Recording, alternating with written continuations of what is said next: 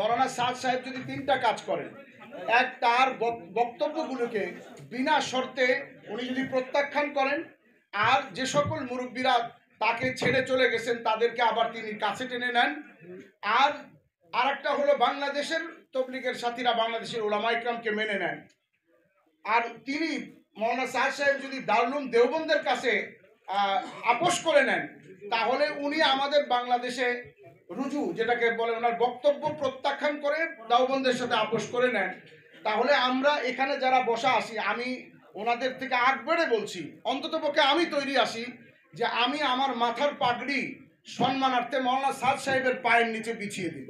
আমরা জানতে চাই তোমাদের বাংলাদেশের আমিরকে। তোমরা 1995 সাল থেকে 2017 পর্যন্ত 22 বছর পর্যন্ত তোমাদের আমির কে ছিল? কোরআন ও সুন্নাহর পরিপন্থী বাতিল ফেরকা কেউ তৈরি হলে, বাতিল মতবাদ প্রকাশ করলে, কোরআন সুন্নাহর বিরুদ্ধে গেলে তাকে ক্ষমা করার অধিকার জমিনের দূরে কোনো আলেম সে ক্ষমতা রাখে না।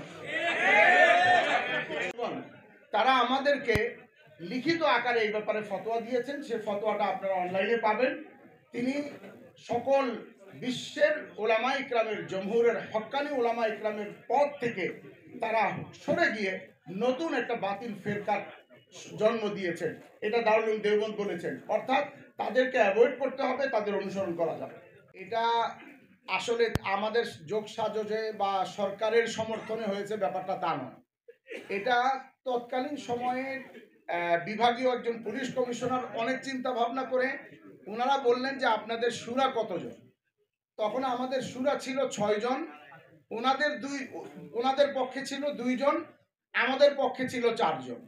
এই জন্য বলছে যে এক একজন এক এক সপ্তাহ করে সিদ্ধান্ত দেন, সিদ্ধান্ত 1 সপ্তাহ করে। তো আপনারা যেহেতু 4 জন, আপনারা 4 সপ্তাহ সিদ্ধান্ত দিবেন, ওনারা যেহেতু 2 জন, তো 2 সপ্তাহ সিদ্ধান্ত দিবেন। এর ভিতর দিয়ে কিন্তু আরেকটা জিনিস প্রকাশ পায়, তারা যে বলে যে আমরা শুরাই নিজামকে মানি না, আমরা আমির মানি। তাহলে তোমাদের মধ্যে শুরা কেন? আপনি এটাকে অ্যাকসেপ্ট করবেন?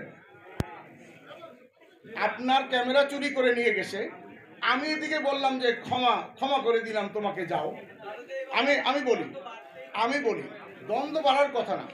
আপনার জিনিস চুরি হয়েছে, এটা যেমন আমি ক্ষমা করার অধিকার রাখি না, ঠিক তেমনি ভাবে প্রিয় সাংবাদিক বন্ধুরা, কোরআন ও সুন্নাহর পরিপন্থী বাতিল ফেরকা কেউ তৈরি হলে, বাতিল মতবাদ প্রকাশ করলে, কোরআন সুন্নাহর বিরুদ্ধে গেলে তাকে ক্ষমা করার অধিকার জমিনের দূরে কোনো আলেম সে ক্ষমতা রাখে না। সম্মানিত দিনদার মুসলিম ভাইগণ, সমাজের চিন্তাশীল জ্ঞানী গুণী ব্যক্তিবর্গ, বৈষম্য বিরোধী অন্তর্বর্তীকালীন সরকারের প্রশাসনের বিভিন্ন স্তরের সেবারত দেশপ্রেমিক কর্মকর্তা বৃন্দ, সশস্ত্র বাহিনী এবং আইন শৃঙ্খলা বাহিনীর প্রিয় দায়িত্বশীল ভাইয়েরা,